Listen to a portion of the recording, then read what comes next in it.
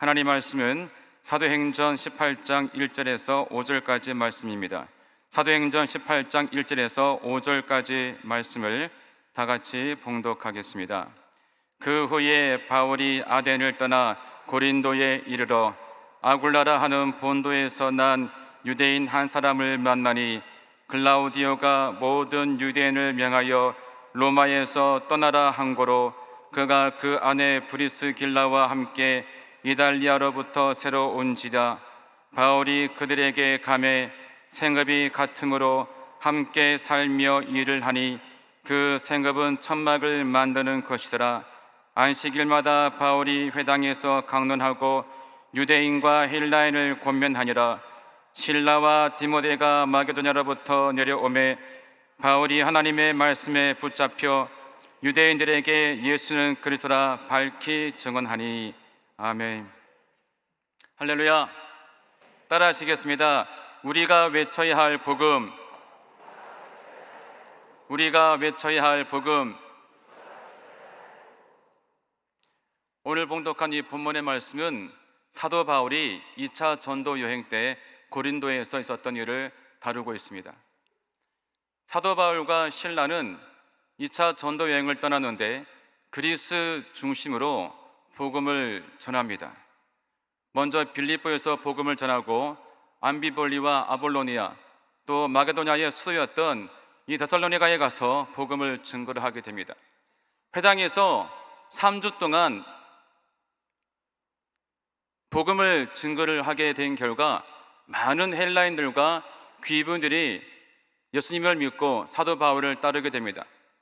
그러자 동족 유대인들이 사도 바울을 시기해서 그 동네에 있는 많은 불량배들을 모아서 사도 바울 일행을 위협하게 됩니다. 따라서 사도 바울과 그 일행은 밤에 급히 베레아로 피신을 하게 되고 또 베레아에 간 사도 바울은 또 그곳 회당에서 복음을 증거를 하게 됩니다. 그러자 그 소식이 다시 데살로니가에 전해지게 되고 데살로니가에 있는 이 동족 유대인들이 다시 불량배들을 이끌고 베레아에 가서 사도 바울 일행을 위협하게 됩니다. 그러자 이 베레아에서 사도 바울은 급하게 혼자 바닷가로 가서 아테네로 피신을 하게 됩니다. 이 아테네에 도착한 사도 바울은 자기와 함께 했던 그 사람에게 너는 빨리 베레아에 가서 나의 동족 디모데와 나의 그 동행인 일행인 디모데와 실라를 다시 빨리 나에게 보내라 라고 하고 그들을 돌려보냅니다. 나중에 디모데와 실라가 아테네에 와서 사도 바울을 만나는데 당시 사도 바울은 또다시 이 데살로니가와 빌립보 지역에 가서 복음을 증거하기를 원했습니다.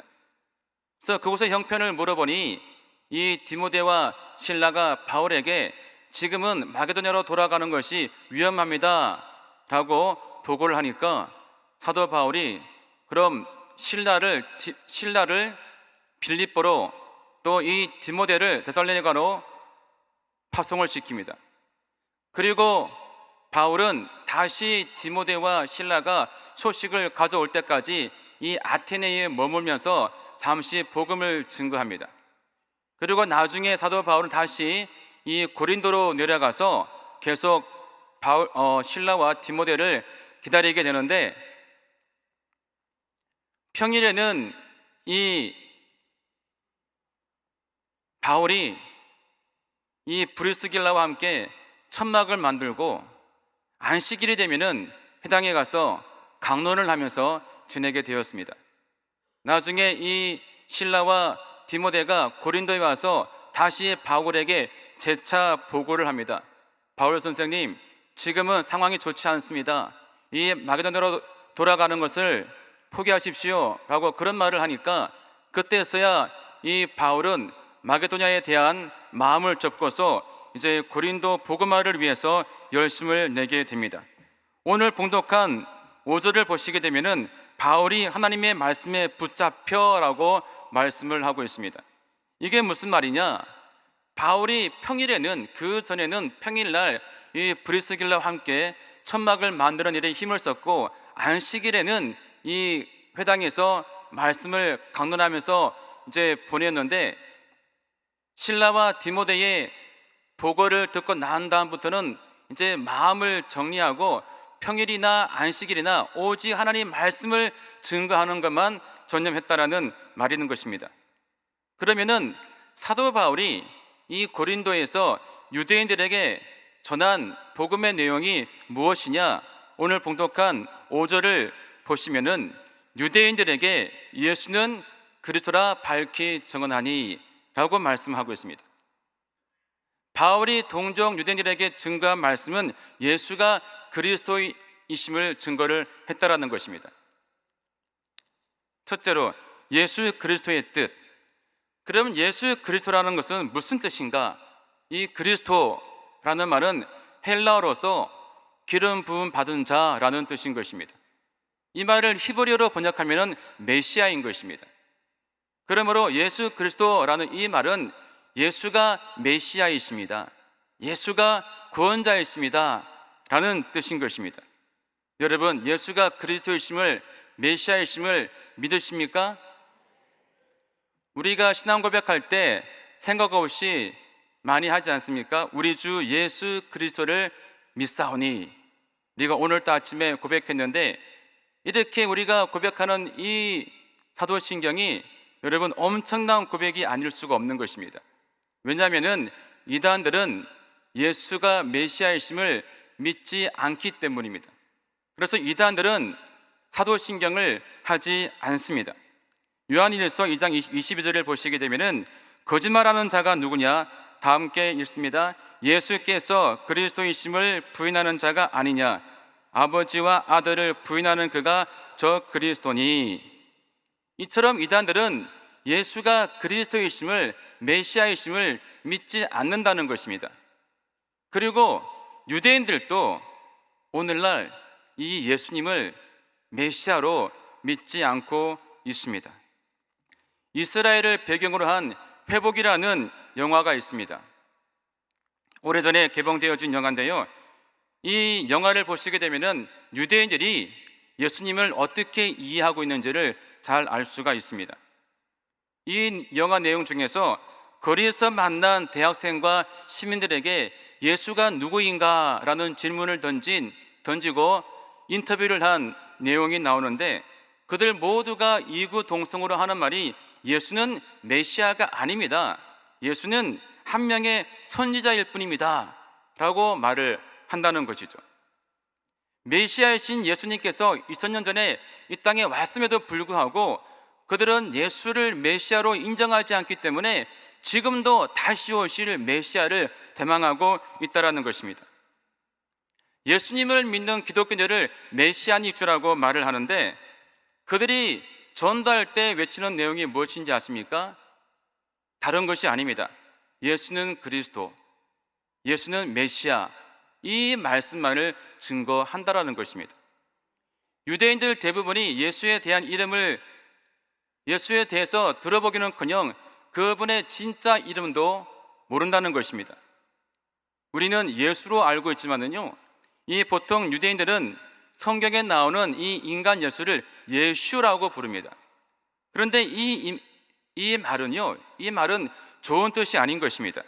그의 이름과 그의 기억이 저주받고 지워지기를 이라는 문장의 앞글자를 따서 만든 줄임말입니다. 그리고 이 말은 중세시대 때 랍비들이 지어준 이름입니다. 그러므로 이 말은 정확한 말이 아닌 것이고, 진짜 성경에 나오는 예수님의 이름은 예슈아라고 말을 합니다. 예슈아. 정리하자면요, 이 예슈는 유대인들이 말하는 인간 예수를 말하는 것이고, 예슈아는 메시아이신 예수님을 말하는 것입니다. 그래서 기독교 유대인들이 복음을 증거할 때, 전도할 때 이 사실을 현수막에 적어서 전도를 하는 것입니다. 사진에 지금 나오고 있지 않습니까? 히브리어로 보면은 예수 이꼬르 예슈아 이꼬르 예슈아라고 이렇게 기록이 되어졌는데, 저게 무슨 말이냐? 너희가 말하는 인간 예수는 성경에 나오는 예슈아이고, 그 예슈아가 구원자이다, 메시아이다 라는 내용을 담고 있는 것입니다. 아주 복음적인 내용인 것이죠. 그리고 이것을 가지고서 저렇게 차가 다니는 교차로에 서서 들고 있습니다. 그러면 지나가는 차들이 저거를 보는 것입니다.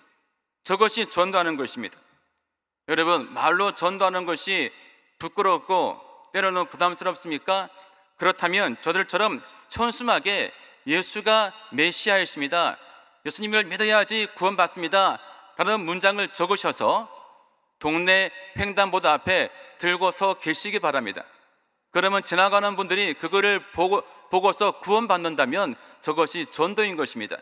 요즘은 이단들이 저거를 사용하고 있더라고요.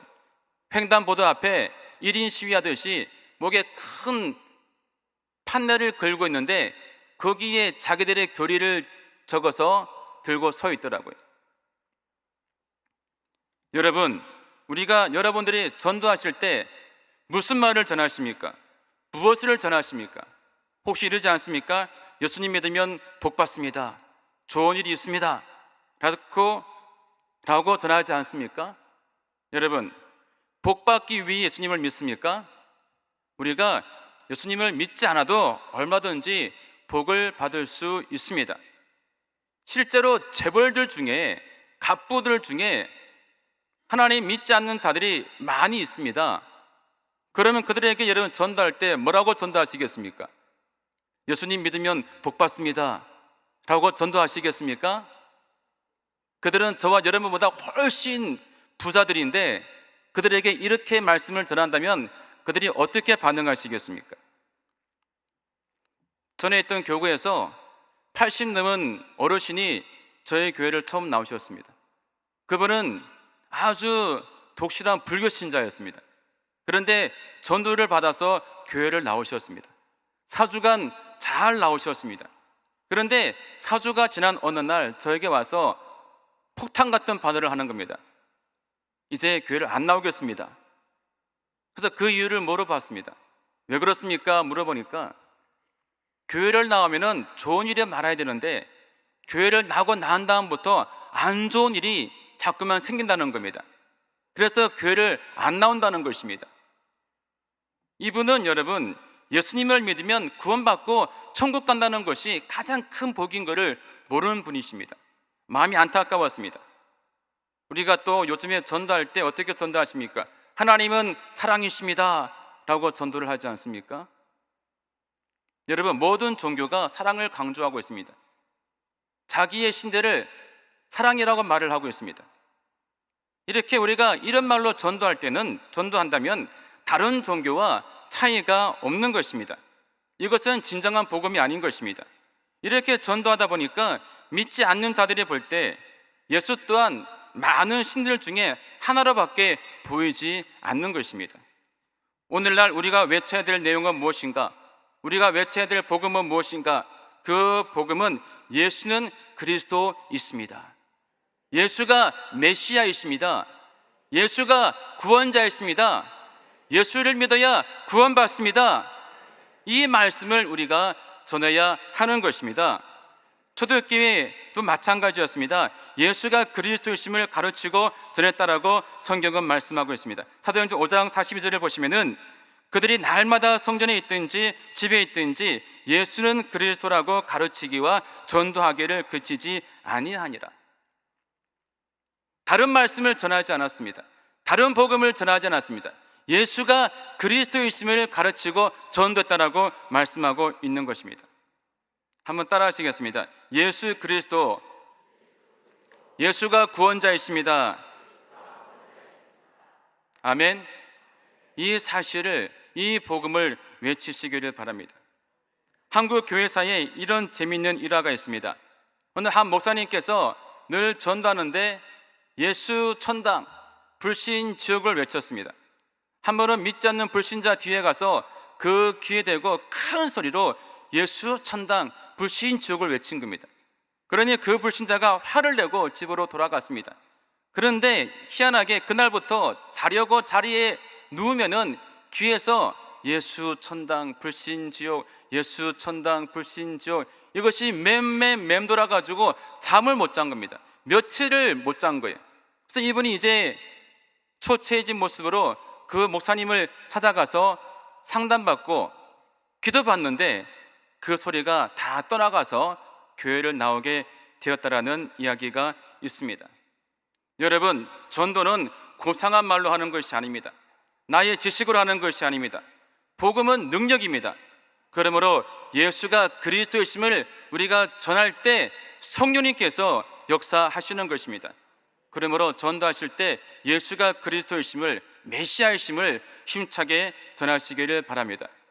두 번째, 예수 그리스도 이름의 능력. 무당들을 전도하는 목사님이 계십니다.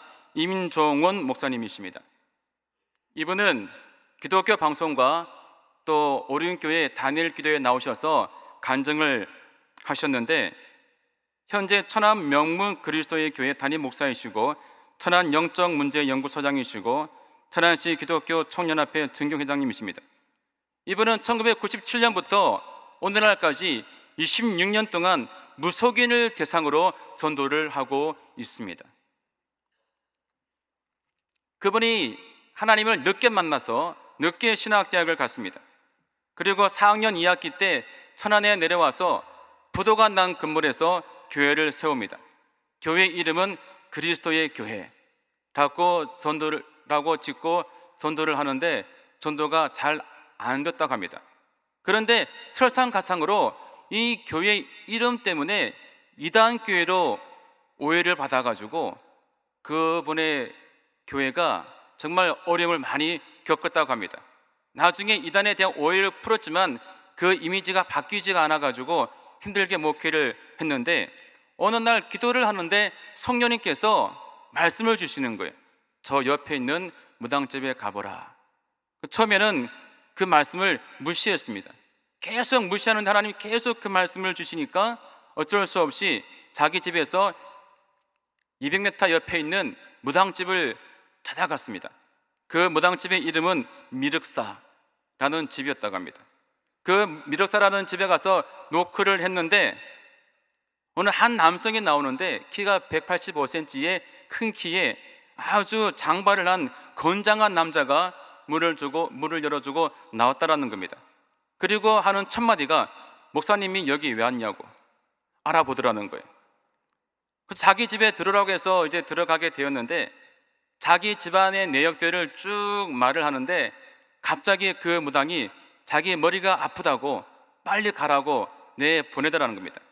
그래서 급하게 이제 나오면서 무당이 나를 알아봐 주는구나 라는 사실에 좋았고, 또 저 무당이 왜 머리가 아플까라는 궁금증이 이제 들기 시작한 것입니다.